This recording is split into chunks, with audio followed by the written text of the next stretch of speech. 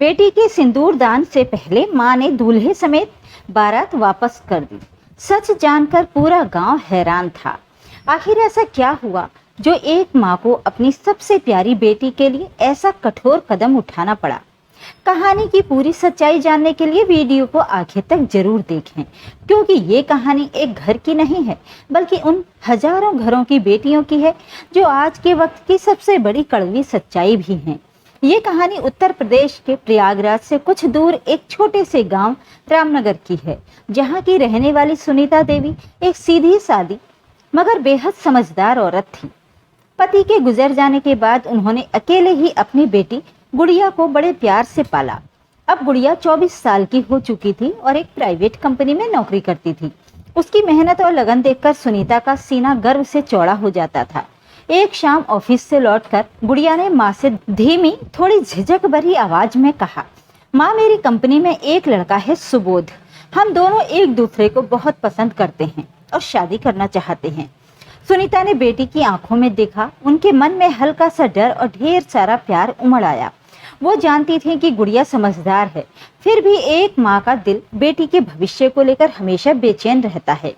वो मुस्कुराई और बोली, बेटी, अगर वो तुझे खुश रख सकता है तो मुझे कोई ऐतराज नहीं। कुछ ही हफ्तों में दोनों परिवारों की मुलाकात हुई। सुबोध का परिवार सभ्य और अच्छा लगा। उसके पिता दिवाकर एक रिटायर्ड बैंक मैनेजर थे और माँ पूजा पाठ में डूबी रहती थी। सब कुछ सामान्य और ठीक ठाक दिख रहा था। शादी की तारीख तय हो गई। गांव के एक खूबसूरत मैरिज हॉल में तैयारियां शुरू हो गई। मंडप सजने लगा, रिश्तेदारों का आना जाना शुरू हो गया। लेकिन सुनीता का दिल बार बार बेचैन हो रहा था, जैसे कोई अनहोनी की आहट उनके कानों में गूंज रही हो। शादी से ठीक एक हफ्ता पहले सुनीता के घर एक गुमनाम चिट्ठी आई। न कोई नाम न कोई पता। उसमें लिखा था, अपने दामाद बनने वाले सुबोध और उसके पिता को जरा गौर से देखिए। जिन पर आप भरोसा कर रही हैं वही आपकी बेटी की इज्जत लूटने की फिराक में हैं। सच जानिए वरना देर हो जाएगी। सुनीता के हाथ कांपने लगे। उनका दिल जोर जोर से धड़क रहा था। उन्होंने चिट्ठी को दोबारा पढ़ा, फिर चुपके से अलमारी में छुपा दिया। गुड़िया को कुछ नहीं बताया, मगर मन में ठान लिया कि वो सच का पता लगाएंगी। अगले दिन सुनीता ने अपने पुराने दोस्त इंस्पेक्टर राजेश मिश्रा को फोन किया। राजेश, मुझे सुबोध और उसके पिता की जांच करवानी है। एक माँ का दिल कह रहा है कुछ गड़बड़ है। राजेश ने बिना सवाल किए कहा, सुनीता जी, 2 दिन में सारी जानकारी आपके पास होगी। इधर शादी की तैयारियां जोर शोर से चल रही थी। मंडप को फूलों से सजाया गया, मेहमानों का तांता लग गया, लेकिन सुनीता का मन शांत नहीं था। शादी से एक दिन पहले राजेश का फोन आया। सुनीता जी, आपका शक सही था। सुबोध के पिता दिवाकर एक फर्जीवाड़ा गिरोह का हिस्सा हैं। उनके खिलाफ दिल्ली, बनारस और मुंबई में धोखाधड़ी के कई मामले दर्ज हैं। सुबोध के नाम से भी 2 पासपोर्ट मिले हैं, एक फर्जी है। सुनीता के पैरों तले जमीन खिसक गई। उन्होंने कांपती आवाज में पूछा, अब मैं क्या करूं? राजेश ने जवाब दिया, एक माँ अपनी बेटी को बचाने के लिए जो कर सकती है वही कीजिए। शांत दिमाग से फैसला लें, हम आपकी मदद करेंगे। सुनीता ने किसी को कुछ नहीं बताया। शादी की सारी रस्में, संगीत, हल्दी, मेहंदी चलती रही। गुड़िया अपने सपनों की दुनिया में खोई हुई थी, लेकिन सुनीता की आंखें हर पल हर कोने पर नजर रख रही थीं। जब फेरे शुरू होने वाले थे, सुनीता ने राजेश को इशारा किया। राजेश और उनकी पुलिस टीम पास के कमरे में छुपे हुए थे। तभी पुलिस मंडप में दाखिल हुई और बोली, शादी रुक जाए, हमें सुबोध और उसके पिता से पूछताछ करनी है। पूरा मंडप सन्न रह गया। दिवाकर गुस्से में चिल्लाए, ये क्या बकवास है, हमारी इज्जत मिट्टी में मिल रही है। राजेश ने एक फाइल दिखाते हुए कहा, इज्जत तो तब खत्म होती है जब आप जैसे लोग मासूम बेटियों को फंसाते हैं। ये देखिए, आपके खिलाफ दर्ज मामले। और सुबोध, तुमने क्या सोचा तुम्हारे फर्जी दस्तावेज नहीं मिलेंगे? गुड़िया फूट फूट कर रोने लगी। उसे कुछ समझ नहीं आ रहा था। सुनीता ने उसे कसकर गले से लगा लिया और कहा, मैंने तुझे उस शैतान से बचा लिया। गुड़िया, अगर एक दिन और रुकती तो मेरी बच्ची बर्बाद हो जाती। पुलिस सुबोध और दिवाकर को हिरासत में लेकर चली गई। मंडप धीरे धीरे खाली होने लगा। रिश्तेदार खुसर पुसर करने लगे, लेकिन कोई सुनीता से आंख मिलाने की हिम्मत न कर सका। सुनीता की आंखों में आग थी, जिसने एक झूठे परिवार को बेनकाब कर दिया। गुड़िया पूरी तरह टूट चुकी थी। वो अपने कमरे में चुपचाप बैठी थी। उसकी आंखें सूज गई थीं, होंठ सूख गए थे और मन जैसे खाली हो चुका था। सुनीता ने उसे गर्म दूध पीने के लिए दिया, पर गुड़िया ने कुछ न कहा। 3 दिन बीत गए। सुनीता जानती थी कि उनकी बेटी टूटी नहीं, बस थक गई है, दुखी है, भ्रमित है। चौथे दिन सुनीता ने गुड़िया को प्यार भरे लहजे में पुकारा, बेटी चल, आज सिलाई का नया ऑर्डर आया है, मेरी मदद कर। गुड़िया ने धीरे से कहा, माँ आप मुझसे नाराज तो नहीं ना? सुनीता मुस्कुराई, उसके सिर पर प्यार से हाथ फेरते हुए बोली, बेटी से कोई माँ नाराज हो सकती है? नाराज तो खुद से हूँ कि पहले वो चिट्ठी क्यों न पड़ी। गुड़िया ने माँ को कसकर गले लगाया। उस दिन पहली बार उसके चेहरे पर आंसू नहीं, एक हल्की मुस्कान थी। उसी शाम माँ बेटी ने मिलकर सिलाई मशीन शुरू की। जैसे सिलाई मशीन की सुई कपड़े को जोड़ रही थी, वैसे ही गुड़िया की जिंदगी भी धीरे धीरे जुड़ने लगी। 3 महीने बाद गुड़िया ने अपनी नौकरी फिर से शुरू की। ऑफिस में कुछ लोग अब भी फुसफुसाते, वही लड़की है जिसकी शादी में पुलिस आ गई थी। लेकिन गुड़िया अब उन तानों को सहना सीख चुकी थी। उसने अपने दुख को ताकत में बदला था। एक दिन कंपनी में एक इवेंट में गुड़िया की मुलाकात अमित वर्मा से हुई। अमित सीधा साधा हंसमुख लड़का था, जो सबके साथ मिलकर काम करता था और हर किसी की मदद करता था। सबसे खास बात, उसे गुड़िया की पूरी कहानी पता थी, फिर भी उसने कभी उसे जज नहीं किया। एक बार लंच के दौरान अमित ने कहा, गुड़िया, लोग कहानियों से डरते हैं, लेकिन मुझे लगता है जो इंसान अपनी कहानी से निखर कर निकले वही सबसे खूबसूरत होता है। गुड़िया पहली बार खुलकर हंसी। उसकी हंसी में एक नई ताजगी थी। इसके बाद दोनों में बातें बढ़ी। पहले दोस्ती हुई, फिर एक गहरा अपनापन और प्यार। उधर सुनीता ने मोहल्ले की लड़कियों को सिलाई सिखाना शुरू कर दिया। उनकी क्लास में 12 लड़कियां थीं, कुछ टूटी, कुछ बेसहारा, लेकिन सुनीता की हिम्मत ने सबको एक नई उम्मीद दी। एक दिन गुड़िया घर लौटी और शर्माते हुए बोली, माँ आपको एक बात बतानी है। सुनीता ने मजाक में कहा, क्या अभी हिम्मत जुटानी पड़ रही है? गुड़िया शर्माई और बोली, माँ अमित बहुत अच्छा लड़का है, मुझे लगता है। सुनीता ने हंसकर कहा, मुझे मंजूर है, पर इस बार पहले उसकी जांच करवाऊंगी। दोनों माँ बेटी जोर से हंस पड़ी। अगले हफ्ते अमित अपने माता पिता के साथ आया। उनका परिवार साधारण था, लेकिन उनकी बातों में सच्चाई और सादगी थी। सुनीता ने एक सवाल पूछा, अगर मेरी बेटी किसी मुसीबत में हो तो क्या आप उसका साथ देंगे? अमित की मां ने जवाब दिया, हमने अपने बेटे को यही सिखाया है कि रिश्ते मंदिर होते हैं। गुड़िया हमेशा हमारी बेटी की तरह रहेगी। सुनीता की आंखें नम हो गईं, पर ये खुशी के आंसू थे। शादी का दिन आया, वही मंडप, वही हॉल, लेकिन इस बार कहानी बिल्कुल अलग थी। गुड़िया अब पहले से कहीं ज्यादा मजबूत, आत्मविश्वास से भरी हुई और समझदार थी। सभी रस्में हुई, दुआएं गूंजी। सुनीता ने कन्यादान करते वक्त गुड़िया के कान में धीरे से कहा, अब तुझे सौंप रही हूँ, पर तुझे खो नहीं रही। अब तू खुद अपना भविष्य बनाएगी। गुड़िया ने माँ का हाथ चूमा। उसकी आंखों में प्यार और सम्मान था। 1 साल बाद गुड़िया और अमित एक छोटे से शहर में रहने लगे।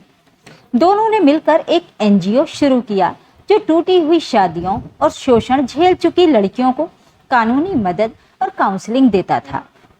सुनीता अब भी गांव में थी, लेकिन अब वो माँ सुनीता के नाम से जानी जाती थी। उनका काम गांव की सीमाओं को पार कर चुका था। लेकिन कहानी यहीं खत्म नहीं हुई।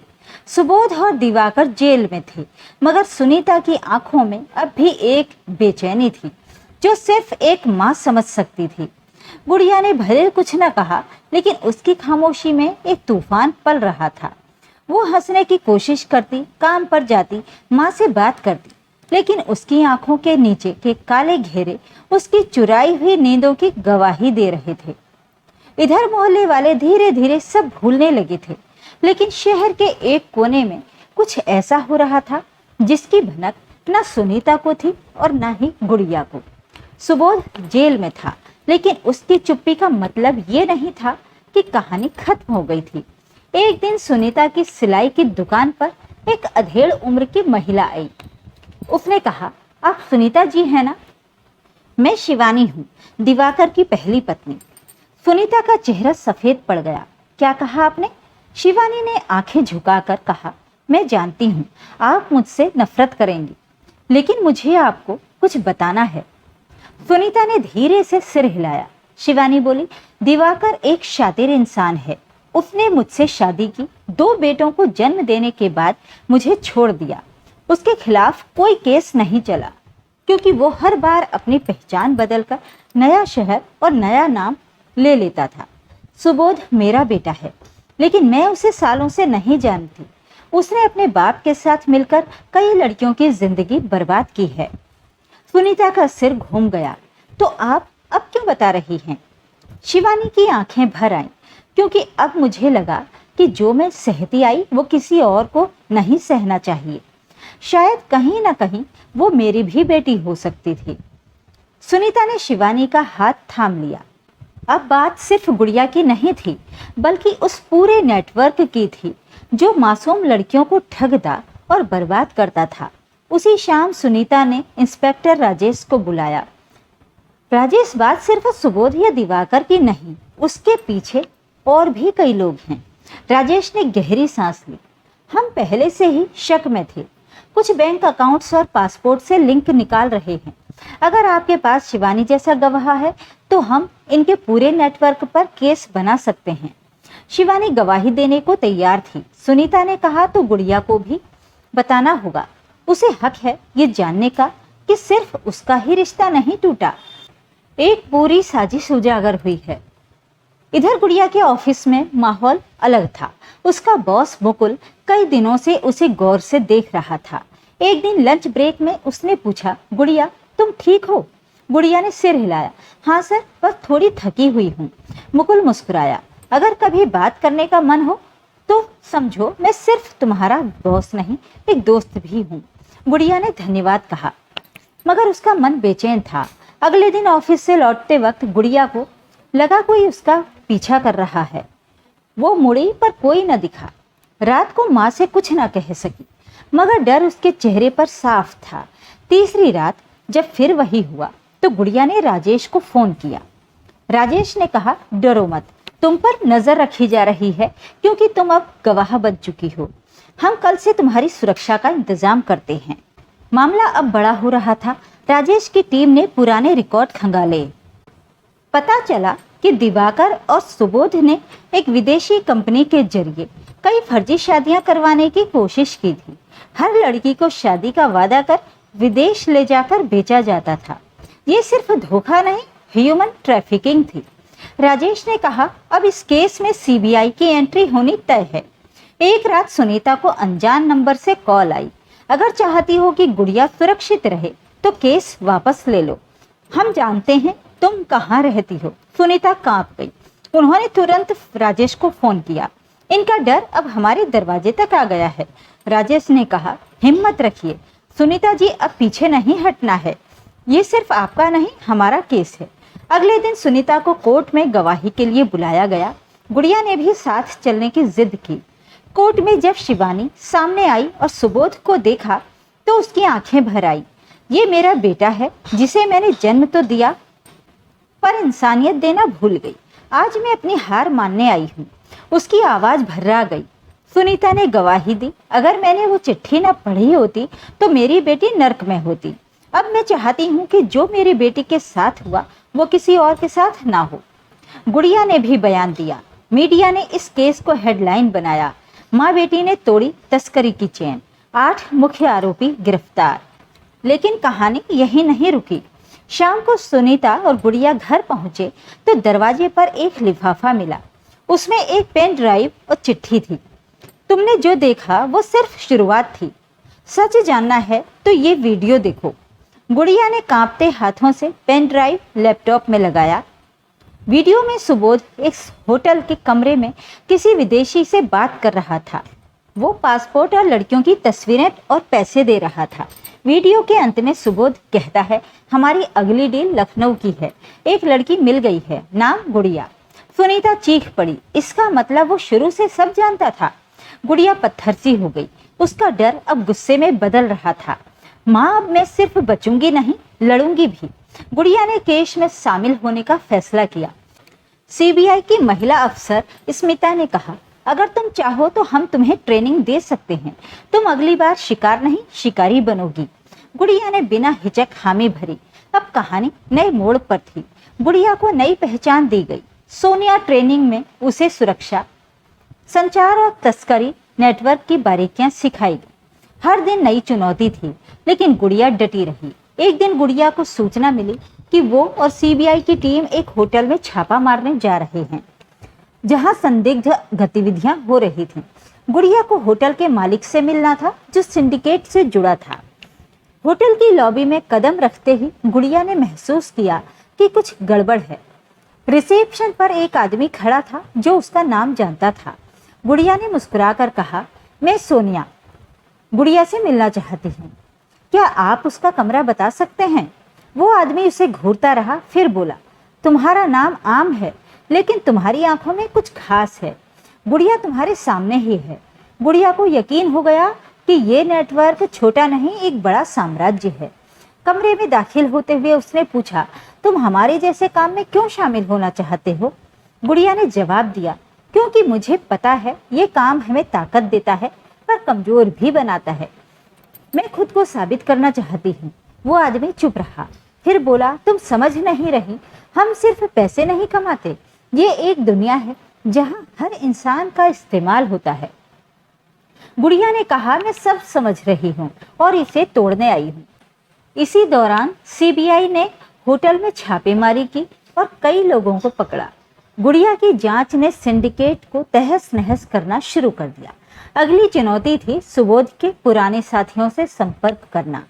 गुड़िया ने दोस्ती का नाटक किया और धीरे धीरे उनका भरोसा जीता। आखिरकार उसने सिंडिकेट के सरगना का नाम पता कर लिया। रोनी यादव एक माफिया जिसकी पहुंच हर राज्य में थी। गुड़िया ने सीबीआई को सारी जानकारी दी। अब मिशन सिर्फ उसका नहीं, पूरे देश का था। गुड़िया ने रोनी को पकड़ने की योजना बनाई। हर कदम सोच समझकर उठाया गया। जैसे जैसे मामला बढ़ा, गुड़िया को एहसास हुआ कि ये लड़ाई सिर्फ उसके खिलाफ नहीं, बल्कि उस पूरे नेटवर्क के खिलाफ थी जो मासूमों को शिकार बनाता था। एक दिन गुड़िया ने एक संदिग्ध कॉल ट्रेस की। कॉल रोनी के फोन से थी, लेकिन आवाज किसी और की। गुड़िया ने सीबीआई को बताया। जांच में चौंकाने वाला खुलासा हुआ। रोनी सिर्फ एक मोहरा था, असली मास्टरमाइंड था मुकुल शर्मा, गुड़िया का बॉस, जिसने हमेशा उसकी मदद का दिखावा किया। गुड़िया को विश्वास नहीं हुआ। मुकुल ने उसे कभी शक में नहीं आने दिया। उसने गुड़िया को रोनी और बाकी अपराधियों तक पहुंचाया ताकि वो असली संरक्षक बना रहे। गुड़िया का गुस्सा फूट पड़ा। उसने सीबीआई को सब बताया। गुड़िया ने मुकुल से संपर्क किया और नाटक किया कि वो उसकी योजना में शामिल है। मुकुल जो सोचता था कि वो गुड़िया को मोहरा बना लेगा, उसे मिलने बुलाया। तुमने अच्छा किया गुड़िया, अब तुम हमारे साथ हो, उसने कहा। गुड़िया ने जवाब दिया, मैं तुमसे नहीं, तुम्हारे खेल से खेलूंगी, तुम्हारे ही खेल में तुम्हारा मोहरा बनूंगी। सीबीआई ने मुकुल की हर गतिविधि रिकॉर्ड की। जब गुड़िया और मुकुल मिले, सीबीआई ने छापा मारा। सारे दस्तावेज और सबूत जब्त कर लिए। मुकुल को गिरफ्तार कर लिया गया। मुकुल हंसा और बोला, तुम सोचती हो तुमने मुझे फंसा लिया? ये सिर्फ शुरुआत है, मुझे कोई नहीं रोक सकता। गुड़िया ने जवाब दिया, तुम सही हो मुकुल, लेकिन आज तुम समझोगे कि तुम वो खेल नहीं खेल सकोगे जो तुमने शुरू किया था। कानून और न्याय अब तुम्हारा पीछा करेंगे। मुकुल और उसका नेटवर्क ध्वस्त हो गया। गुड़िया ने ये सिर्फ अपने लिए नहीं, बल्कि उन सभी लड़कियों के लिए किया जो इस जाल में फंसी थीं। जब मुकुल को सजा मिली, गुड़िया अपनी माँ के पास गई। माँ, जो मैंने किया वो मेरा कर्तव्य था, लेकिन अब हमें इस सिस्टम को बदलना होगा। सुनीता ने बेटी को गले लगाया। तू सिर्फ मेरी बेटी नहीं, एक सशक्त महिला है। जो तूने किया वो किसी हीरो से कम नहीं। 1 साल बाद गुड़िया एक संस्था की प्रमुख थी जो महिलाओं के अधिकारों और सुरक्षा के लिए काम करती थी। उसने अपनी सच्चाई साबित की। उसकी कहानी सिर्फ संघर्ष की नहीं, बल्कि उस जंग की थी जिसे वो जीत चुकी थी। गुड़िया का रास्ता अब और उज्जवल था। एक माँ का शक, एक चिट्ठी और एक फैसला। इन सब ने गुड़िया की जिंदगी को तबाही से प्रेरणा में बदला। कभी कभी मंडप का हिलना विनाश नहीं बल्कि एक नया निर्माण होता है।